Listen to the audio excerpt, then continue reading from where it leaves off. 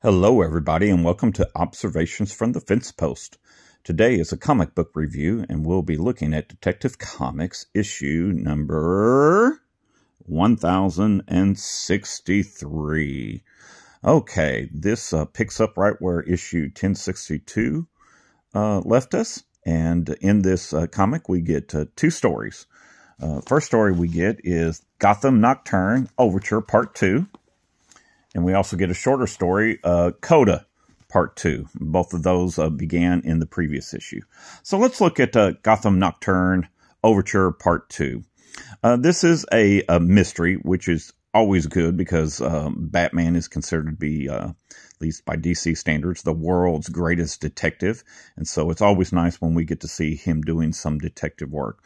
So basically what was set up in Gotham Nocturne Overture Part 1 was there's a smuggling ring, and Batman's trying to figure out what's going on. As he was busting this ring, he discovered a couple things. There seems to be something going on where a person can shapeshift. And when they do so, there's some sort of this green looking substance around, and also they can kind of turn to ash when they die. And so that's a mystery. What they were smuggling is a mystery. He took some of the things that were being smuggled, and he found one of the things was an ancient music box at the end of 1062. So that was interesting. And he's also feeling like he's moving slower. That was another theme in issue 1062. And we're introduced to this family, the Orgums. And the Orgums are coming to Gotham for some reason. And we were introduced to that family. So that's pretty much where we pick up in this issue, 1063. Now, this was written by writer Ram V. The artwork was done by Raphael Albuquerque, and the colors were done by Dave Stewart. Okay, so this opens up, we get to see Bruce Wayne talking to Harvey Dent. And Batman fans will know that, of course, Harvey Dent is Two-Face. But Harvey is in a good place where it seems that Two-Face is not an issue, and that he may have some sort of cure, and that he is back to just being Harvey. And, towing the line and not being a villain. Okay. So, we get to see some dialogue between, Bruce Wayne and Harvey Dent. And, then we also get to see Batman trying to figure out a little bit more what this music box that he found in the smuggling ring could be. And so to do that, he, went to visit a villain in jail, and that villain is Payne Cardine, known as the Maestro. And he takes the music box to the Maestro, and they realize that, this music box is centuries old, and that the tune is old, and it seems to have this background thing called black noise that is believed by many to be able to control people. Now, one thing we also learned in issue 1062, prior to this one, is that there was some music playing at the smuggling ring situation Batman went to at the Gotham docks. He broke up a shipment there, but there was music being played. And so it seems to have some sort of link to, the type of stuff that the music box represents. Okay, we also get to see the Orgum family again. They are coming to Gotham, and this involves Arzen Orgum, who seems to have some sort of power. And he's got two servants, Shavad and Niang, who are coming with him. And what we learn in this one is, guess what? The Orgums did not stay the Orgums in their long history. The Orgums actually changed their name at one point in Gotham's history to Arkham. Now, what does this mean? Well, Arkham is, of course, the folks who founded the Arkham Asylum, famous mental health institution in Gotham. And currently, Arkham Asylum has been leveled. It is no more. And so it seems that the Orgums are coming back to make some claim on land and their legacy.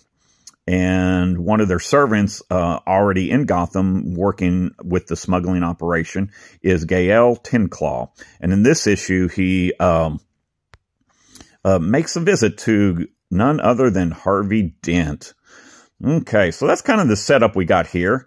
A couple of other things going on in both issues is Batman is having these dreams and visions of an old villain called Barbatos. That villain came from the Dark Knight Metal series, and he seems to be having visions of this villain. And I'm sure we'll find out more of that as this storyline progresses. We'll also introduced to this chemical compound called Asmer. That seems to be the chemical compound that's green, that seems to show up with some strange goings on, like the shape-shifting situation that happened at the smuggling operation that was busted by Batman.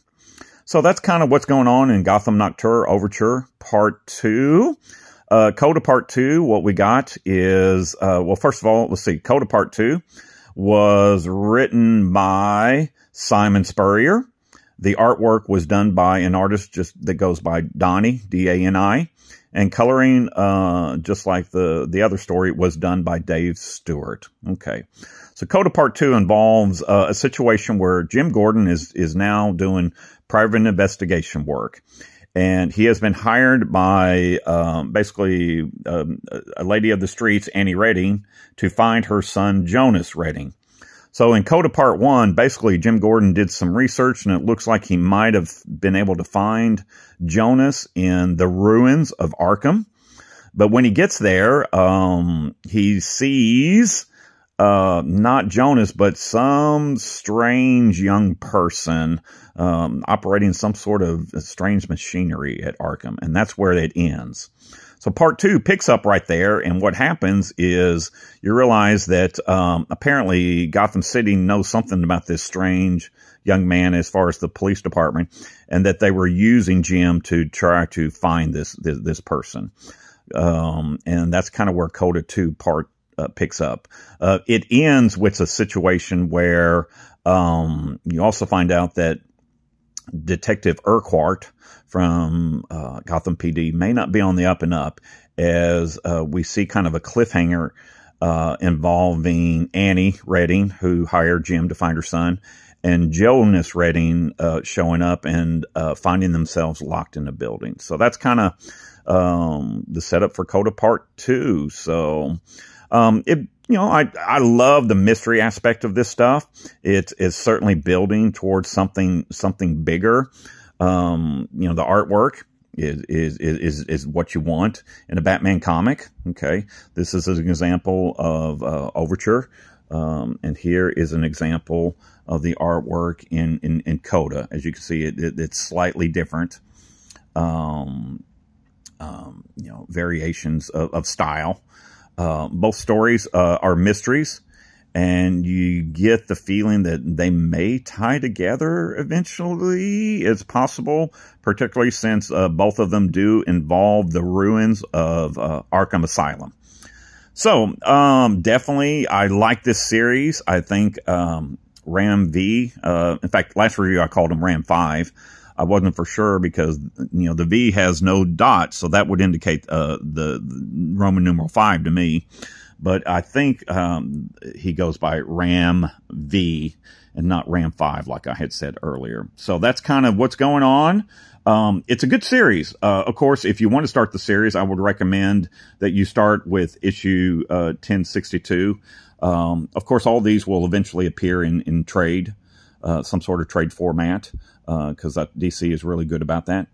And one last thing before we go, there is a really nice tribute to artist Tim Sale, who was another comic book artist and creator who passed away in 2022. And so there is a nice little tribute to Mr. Sale in this issue too. So that's it. Thank you for joining me for Detective Comics 1063 comic book review.